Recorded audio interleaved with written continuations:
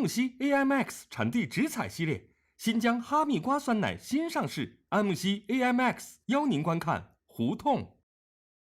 安慕希 AMX 新疆哈密瓜酸奶带您进入正片内容。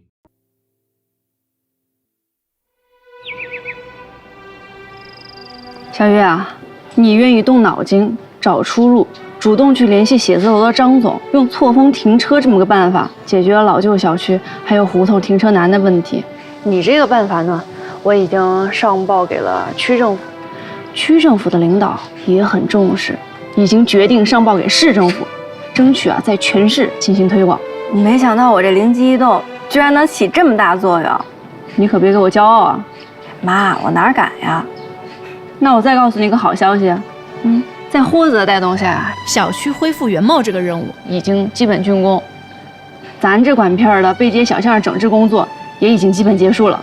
下一个阶段的工作重心主要转移到建立共生院上。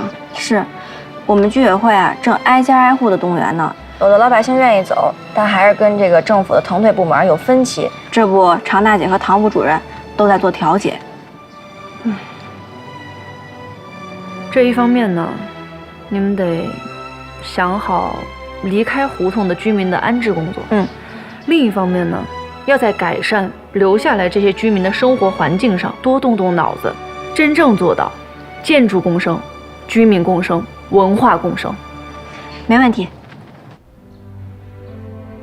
向受表彰的全国道德模范致以热烈的祝贺。那奶奶，您看看还想听点什么？都陪我一上午了，今儿就到这儿吧。那行，我再跟您说点别的。又要劝我搬走？奶奶，我知道，您呢故土难离，不想离开这胡同。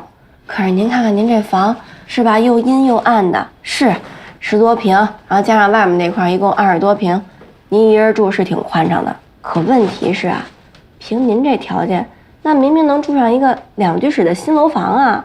我跟您说啊，这共有产权房边上这设施可齐全了，菜站、超市还有医院。哎，回头您再雇一保姆照顾您，那条件肯定比现在好啊。甭说别的，就冲天天站阳台上晒太阳，您就能多活10好几年。10好几年，我不成了老妖精了。奶奶，您要是不想住那个共有产权房，您还可以花钱，我帮您找一个好点的养老院。养老院现在也好着呢，床头都有按铃，您要哪儿不舒服，2分钟护士就全来了，还有一帮老头老太太陪您聊天，想吃什么随便点。说的倒好，可是这养老院呢，我是不去。奶奶，我不怕别的，虽然我们居委会平常没事也来看看您，有街坊邻居也能照顾您，可是这您一人在家，万一出什么事了，我就怕没人知道。你姥姥怎么说？就是我姥姥让我来做您工作的。嘿，这小子他倒说得轻巧，那他怎么不去养老院？我姥姥不是有我守着吗？真羡慕你姥姥。我家老伴走得早，也没给我留下一男半女，就剩下我一个孤老婆子。奶奶，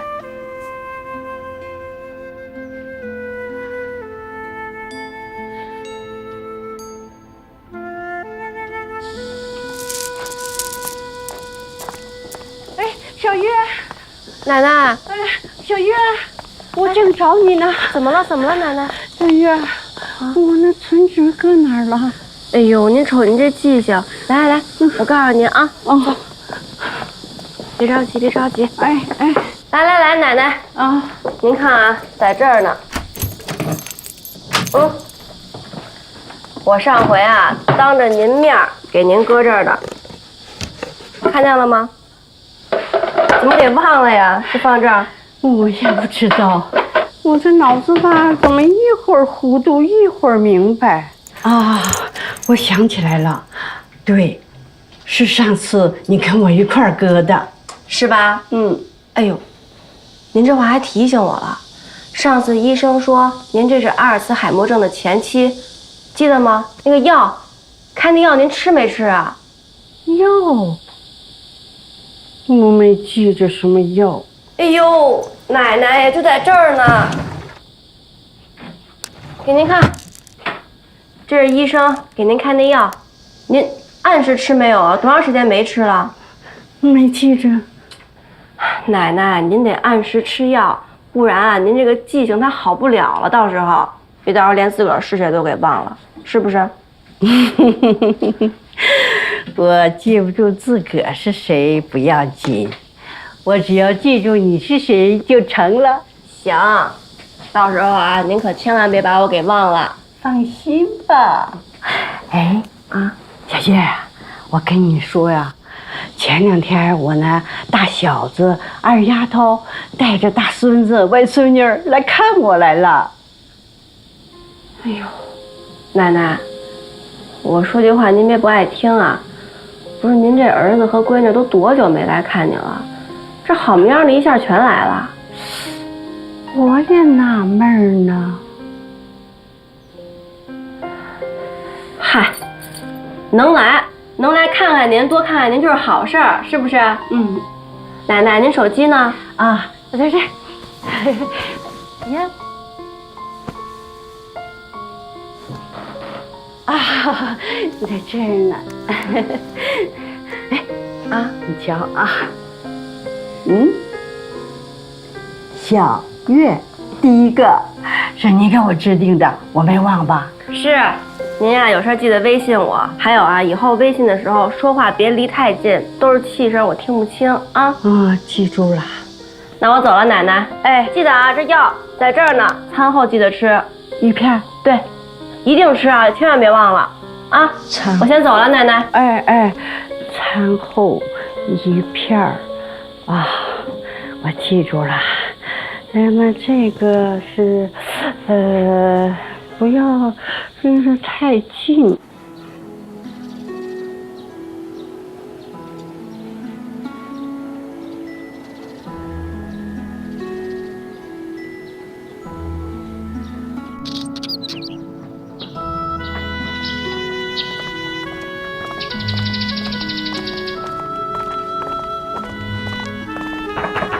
魏大爷在吗？哎，大爷。哎呦，小月呀！大爷，干嘛？人里边请，里边请，里边坐。来，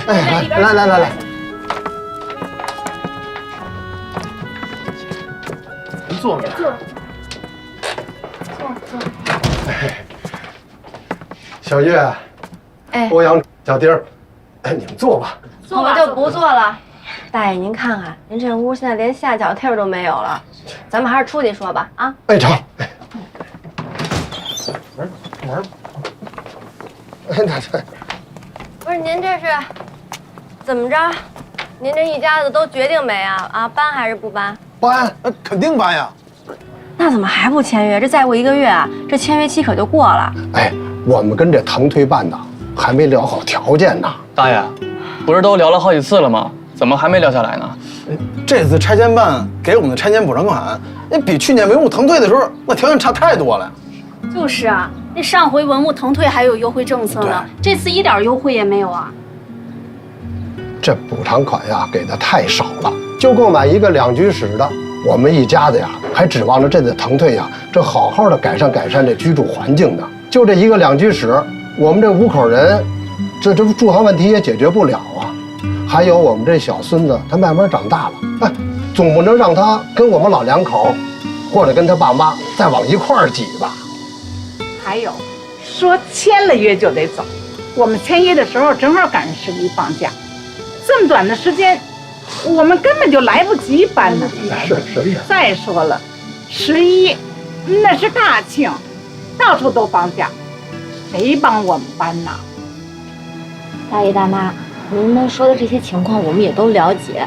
您要是觉得这钱太少了，解决不了问题，要是不愿意搬，其实也可以不搬。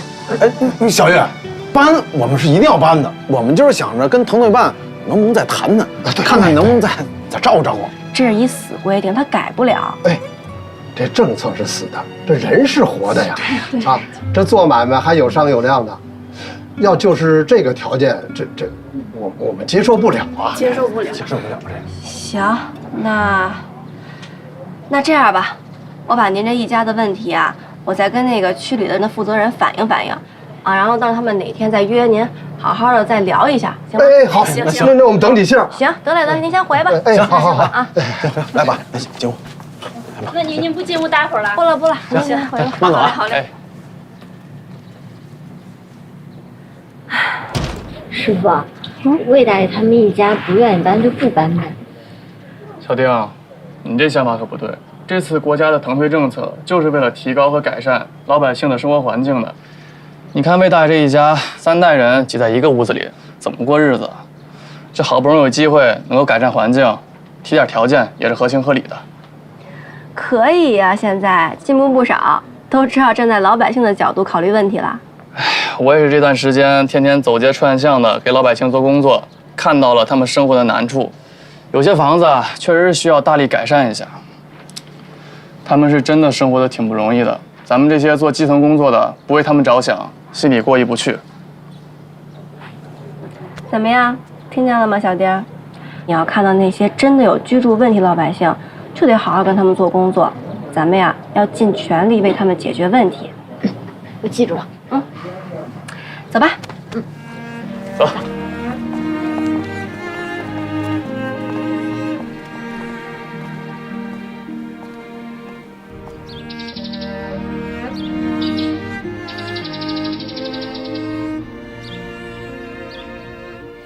妈，您看，我们来看您来了啊！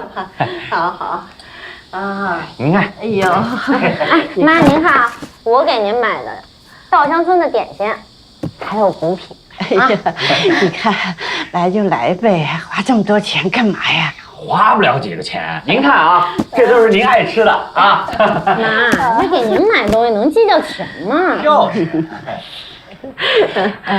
妈，那个，上次我跟我哥跟您说的那事儿，您想好了吗？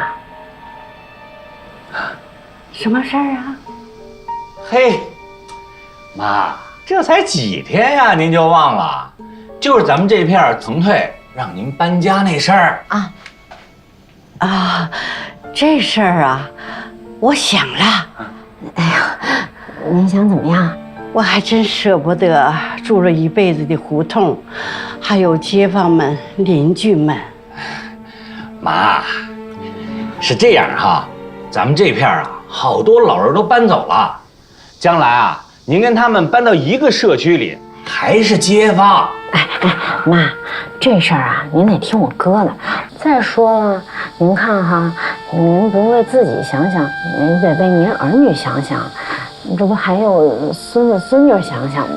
可不是嘛，妈，您瞧啊，我跟二闺女啊，现在啊住的都不宽敞，这将来要是搬到楼房里，哎，以咱们家现在这条件，最起码能够争取分到一大3居，哎，要是这样的话，将来我带着媳妇儿，带着您的大孙子，跟您搬去一块儿住。不就能好好的孝敬您了吗？不是？李健，我对你说这话很有意见。怎么了这是？你什么意思啊？什么叫大3居你们仨去住啊？那我们呢？你们？你都嫁出去了，跟着瞎起什么哄？废什么话呀！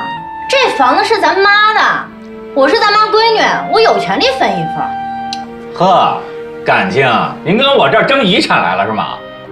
我告诉你，咱妈还没死呢。哎，你会不会说话你？什么叫争遗产啊？妈，您别听他咒你啊！等房子分下来，我陪您住。这闺女伺候不比儿子强。哎，可千万别啊，妈，她那老公整天抽烟喝酒的，您这么大岁数了，不能闻烟味儿啊，还跟我住啊？什么抽烟喝酒啊？抽烟喝酒可以让他到外面去啊，那比你强啊！天天呼朋唤友的，在家打麻将，你吵着妈妈怎么休息啊？我告诉你，你说的那都是老黄历了，我们现在都去棋牌室打麻将，谁跟家打呀？妈，您还是跟我住，甭听他的啊！好了吧，你这狗改不了吃屎，你来吃补的。妈，您喝口水，您喝水，来，再吃一个，喝水。来。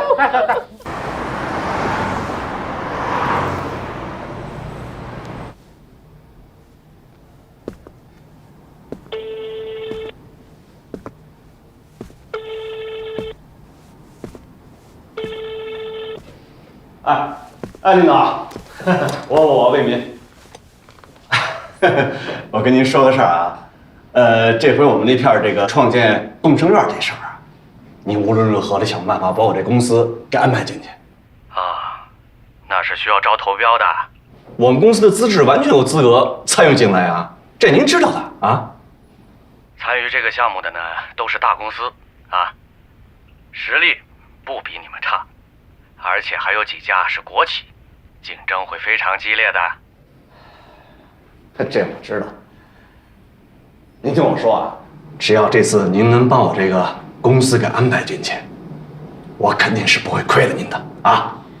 魏民啊，这事儿不太好办，我会尽力的，但是你也要想想其他的办法啊。行，我懂了。那行，那就这样，再见。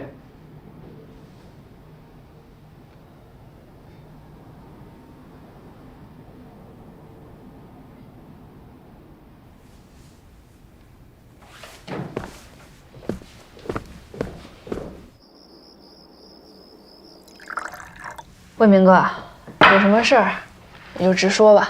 啊，小敏，我听说你们那片正在搞这个共生院的改建是吧？这项目我特别感兴趣啊！你看，正好我那房地产公司呀，在整理材料，准备这个参与投标。你看你呢，正好是这个街道的书记，能不能这回这个招投标，帮哥这公司一个忙啊？啊！你说的是这事儿啊？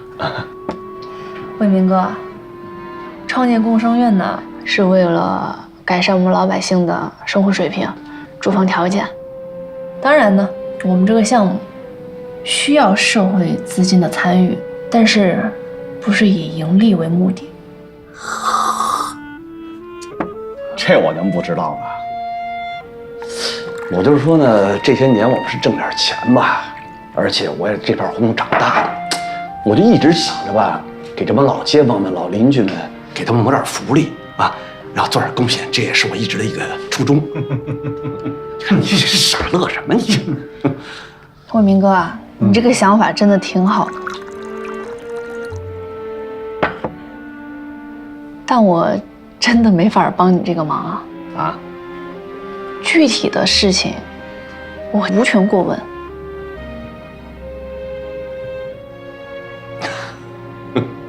东子，你看这小敏给我打官腔啊，还不愿意帮我，真行。哇，你这都当书记这么忙了，有时间读诗吗？啊，瞅瞅，偶尔读读。偶尔读读，那可不行。这诗和远方可是你年轻时候的梦想啊，人都有追求，不能跟他一样。这行了，你别老拿我打岔啊！我想问问您，现在这么大老板，您还读诗啊？啊，我何止读诗啊，我还写诗呢。我跟你说，最近我这偶有所得啊，小敏，我给你来一段。行了，哎，我说哥，到饭点了，你要留在这儿吃饭吗？饭我就不吃了，我这好多事儿。行了，不早了，我先撤了啊。啊，那我送你。不用，那小敏，我说这事儿，你再帮我琢磨琢磨啊。走了。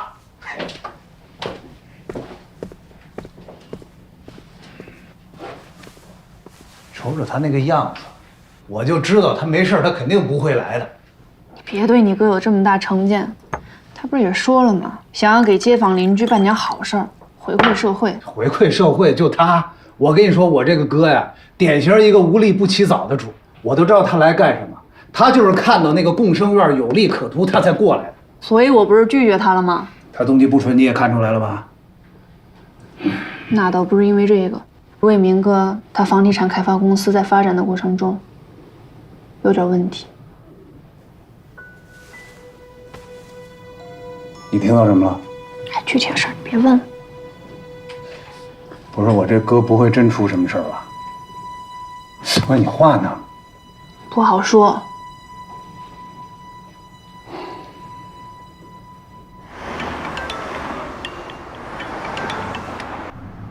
喂，我给你打了那么多次电话，你怎么都没接呀？啊，是吗？你自己看看，可能我开会静音吧，没听见。钱怎么还没打过来呀？哎呀，现在公司用钱地方很多，账上比较紧。再说我不是刚给你打了一笔钱吗？这么快就花完了？你打的那些钱够干嘛用的呀？啊，女儿上学的学费要钱，那么大的房子，雇的佣人、司机要钱，我买化妆品、买换季的衣服，这不都需要钱吗？啊，行了行了，你不会少花点吗？少花，嫁汉嫁汉，穿衣吃饭，你挣那么多钱不给老牌子花，你给谁花呀？李伟民，你是不是又犯什么花花肠子了啊？在北京又有相好的了，是不是？你给我说清楚！哎，你不要无理取闹好不好？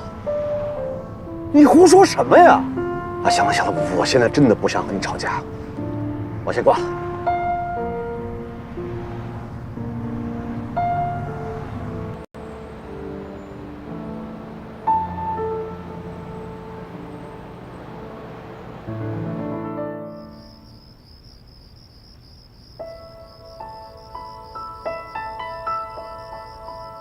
跟郝奶奶谈的怎么样？聊了一上午，还是不愿意搬。故土难离，这都是人之常情。你郝奶奶这么多年一直跟我在居委会工作，她的脾气秉性，我还是挺了解的。郝奶奶今儿跟我说呀，她这丈夫走得早，没给她留下一儿半女的，让她成为孤寡老人了。她年轻的时候啊，那叫一个漂亮，追求她的人特别多，可她就喜欢那个当兵的，俩人感情特别好，天有不测风云，这后来就出事儿了。就这么多年，多少人劝你郝奶奶再往前走一步，她不干，就守着她和她男人的这个家。哎呦，他们这段爱情可真伟大。原来不觉得，现在我怎么越看他那房子越小，又阴又潮，这对身体也不好。我得劝劝他去。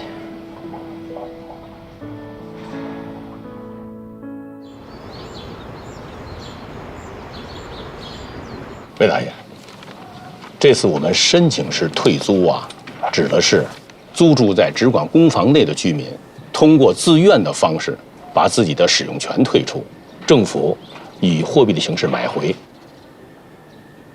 这走与不走啊，完全通过居民自己的意愿来决定。这跟以往的文物腾退和棚改征收项目的强制性不同，所以啊，这完全是两个政策，不能混为一谈。魏大爷，您听明白了吗？一个是强制执行，一个呀是完全自愿，就是可搬可不搬，这俩政策啊。这听我倒是听明白了，可是我听说签约就得搬走，哎，这时间可太短了。对，这中间还有个11呢，是吧？我们根本来不及搬啊。魏大爷，当初从制度设计上来讲啊，我们就是使用的这种固定的时间开始和固定的时间结束片区推动这样一个模式。这次我们腾退的启动啊，您住的这片儿，我们完全是按计划走的。哎，可是老爷子，您说的这个时间问题啊，我们也充分考虑了。这样，您先把约签了，您踏踏实实在这过节。节后，您什么时候想搬了，您跟我们说一声。您搬家后15天，我们就把钱给您。哎，合着不是11必须搬呀？哎，是。9月30号啊，是签约的最后时间的期限，这并不代表10月1号以前你们必须搬走啊。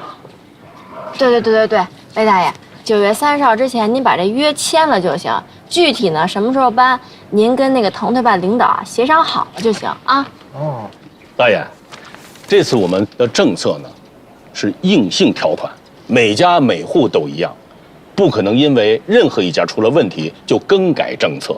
是，魏大爷，您还有什么可犹豫的吗？没有了，两位领导已经把事说明白了啊，我们也想通了，搬，我们马上就可以签约。哎，韦大爷，感谢你们一家人对我们工作的理解，你们现在就可以跟我们办理签约手续，好吧？好，谢谢。哎，来，停，您呐，甭给我说这么多没用的啊，我就告诉您，必须给我们2套2居室。没错。这按照您家的面积来说啊，补偿款可以购买1套3居室。不是啊，我们那自建房为什么不能算进住房面积啊？您家那自建房啊是违建。凭什么呀？您要是这么说的话，这没法聊了。哎，消气儿，这个啊是统一的规定，不光是我，换谁也无法改变。这哎，哥，甭跟他废话，咱走，不签。就是不签了，不签了，什么玩意儿？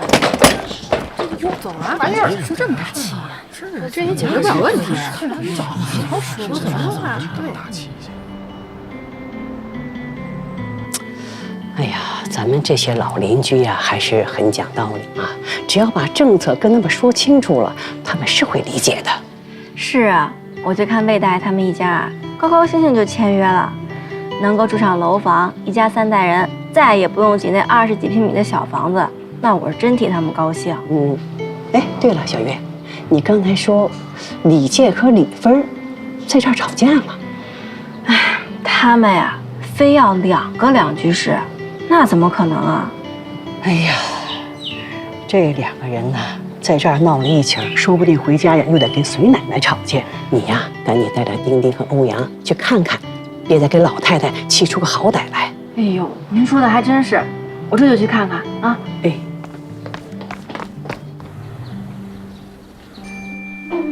哎，奶奶，怎么了？您这是？奶奶，快打120。妈，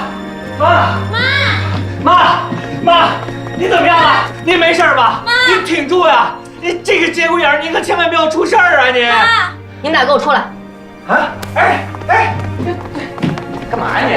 啊，松手，拉扯干嘛这是？不是有你们这样的吗？平常不管老人死活哦，一听说这片要腾退了，跑这献殷勤来了。为了你们那点私利，当着奶奶的面又吵又闹又摔又砸的，这才犯了心脏病的。哎，我跟你说啊，你可别胡说八道。我们走的时候，老太太好着呢。就是啊，你别冤枉我们啊！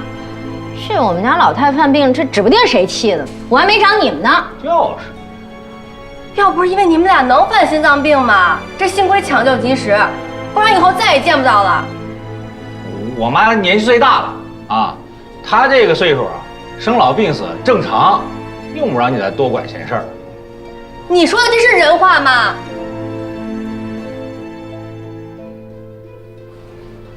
我算看明白了，你们俩呀，就是盼着老太太早点死，好分她的遗产，是吧？林月，我们什么时候说这话了？你就这么想的？我告诉你啊，你别血口喷人，我们压根就没这么想过。你行了，老太太还病着呢，少说2句吧。林月，我跟你说啊，你别狗拿耗子在这多管闲事儿。我是居委会主任，你们做儿女的不管，那我就应该管。甭跟我说那片汤话，你以为你怎么想我不知道啊？你照顾我们家老太太你是有目的的，你这叫动机不纯，你胡说！哎，林月啊，我可听我妈说了啊，这每个月领的钱，是你负责帮我们家老太太存到银行里去的，这存折只有你知道在哪儿啊！我就不相信你手脚这么干净，你要没点什么目的，你能管这闲事儿？不是你什么意思啊？啊，说话要讲根据。隋奶奶阿尔兹海默症前兆，人都快认不出来了。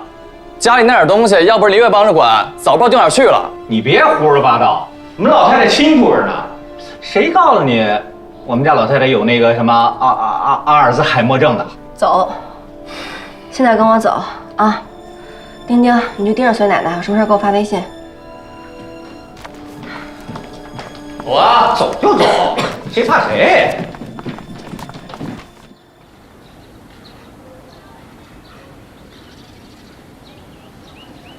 你们俩啊，给我瞪大眼睛，好好看看。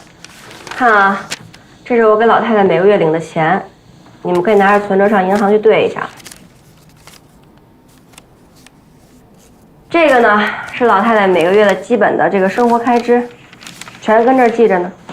有1分差错，你们都可以起诉我，我负全责啊。还有，这个是奶奶的诊断书，好好看看。你们要是不认的话，现在人就在医院呢，可以做一全面检查。这都没用，我就不相信这社会上还有像你这样的活雷锋。你不是图我们老太太的钱，那肯定图点别的。没错，这等我们家老太太醒了呀，真得好好的查一查，查查我们家有没有丢什么少什么。首先，这屋里所有的财物都属于隋奶奶，即便要查，也是隋奶奶查，你们2位根本没这资格。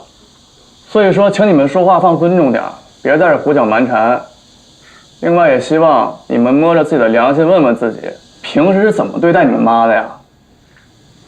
都是为人父母，扪心自问，自己配不配呀？配不配？配不配那是我们的事儿，我们家跟你没什么关系。哎，再说了，谁告诉你我们家老太太的财产跟我们没关系的？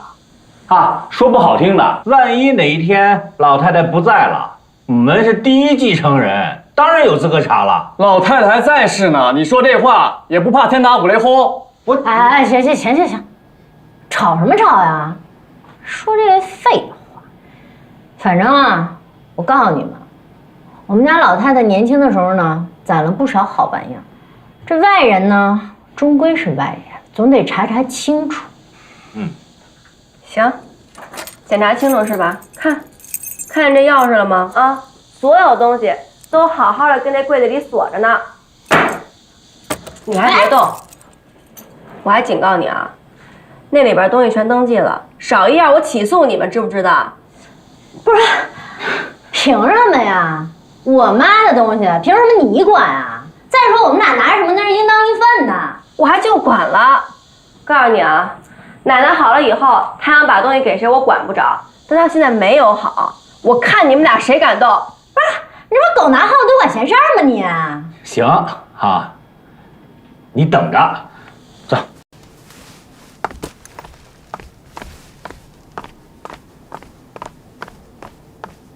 真服了，这天底下怎么还有这样的人呀？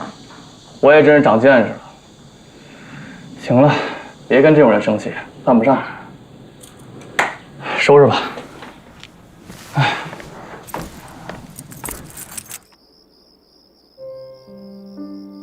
自个儿老母亲病那么重都不管，现在为了抢房子争遗产，反而说我动机不纯，别有用心，有他们这样的吗？那人家孩子现在提出问题了，幸亏啊，他现在还长了个心眼儿，知道记账，否则人家现在查出什么事情不对了啊，你啊，等着吃官司吧你。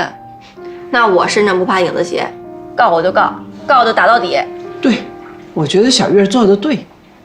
那居委会的人都怕事儿怕麻烦，不管老人的事儿，这些老人怎么办呀？妈，我不是说不管老人，我是觉得还是得做通他们子女的工作，让他们能够真正的孝顺老人、赡养老人，这才能从根本上解决问题啊。妈，我这么跟您说吧，要是李健和李芬他们有赡养老人这份心，这事儿会像今天这样吗？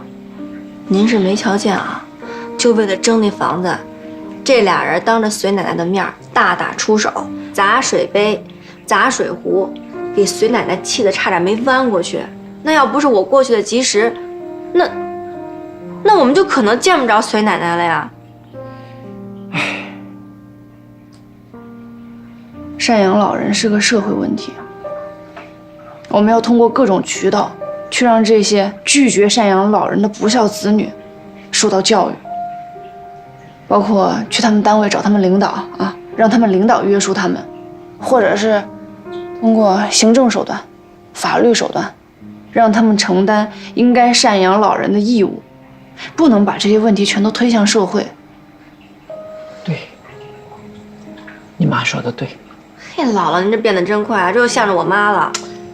我说的是这个理儿。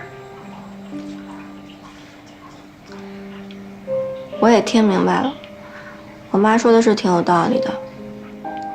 哎，那这样吧，妈，明儿啊，我就去单位找他们领导。我治不了，那有人治得了。你瞧瞧你，啊，说他嫩他还不相信。你现在上他们单位找他们领导，你这不是在激化矛盾吗？啊！现在最重要的事情是什么？是治好隋奶奶的病，再由居委会和他们单位领导一起去做通他们的思想工作。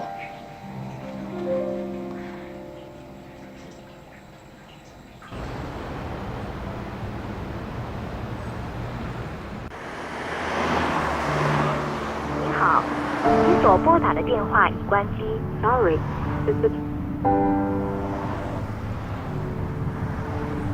你好，你所拨打的电话已关机。林总，现在咱们去哪儿？去我弟他们家。好嘞。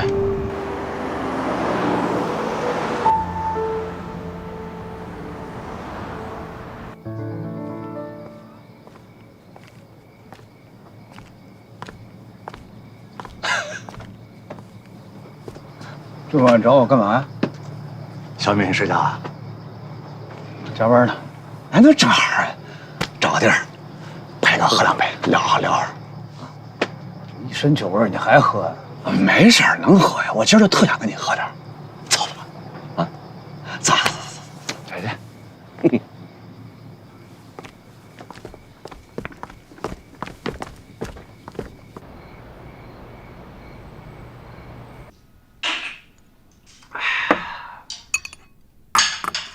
你说咱这北京城这变化真是大呀！哎，东子，你还记着这地儿吗？原来好像是个小饭馆吧？咱俩年轻时候经常来吃宵夜，这一转眼变成大酒楼了。哎呀，你说我是不是老了呀？尽爱回忆过去的事儿。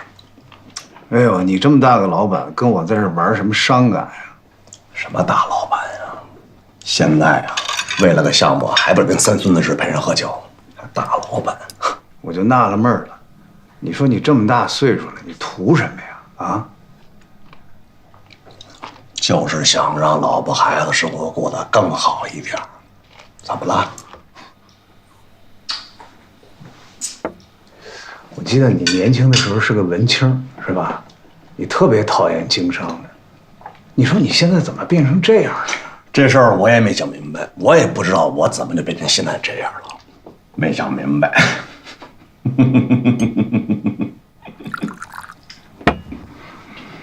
我现在想问问你，你觉得你过得幸福吗？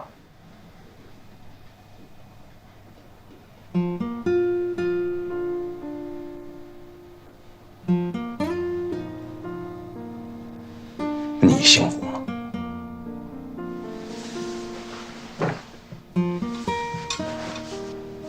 我幸福。我前些年挣的钱加上小敏的工资，够我花完这辈子。小月现在虽说挣的不多，但是每天过得很充实。我每天下下棋、跳跳舞、健健身，我活得悠然自得。最起码我每天可以睡一个安稳觉。你行吗？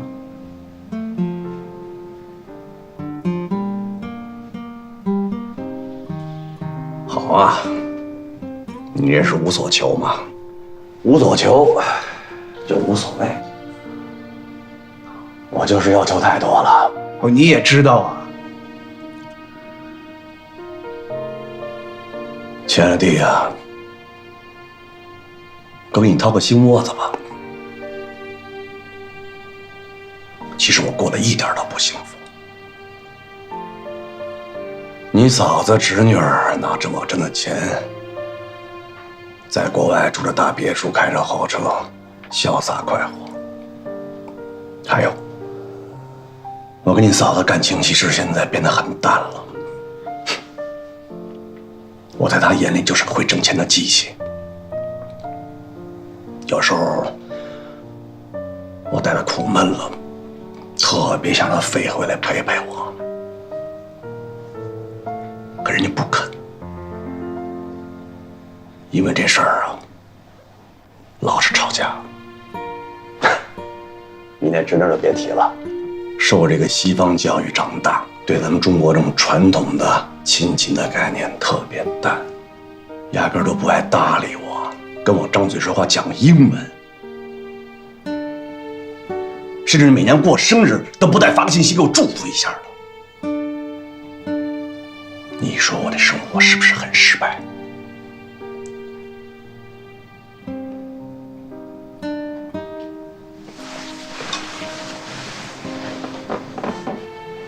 哥，挣多少算多呀？我真的不希望你有一个悲惨的晚年。悲惨，我也不想啊。来，喝酒。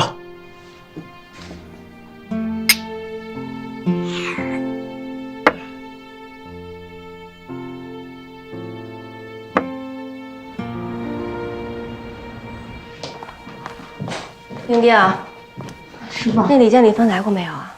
连个人影都没见着，真是太不像话了。要我说呀，像这两个不孝子女，咱们居委会就该想想招治治他们。是，等孙奶奶出院了，咱们可以向他们单位领导反映，咱们治不了，他们单位领导还治不了啊。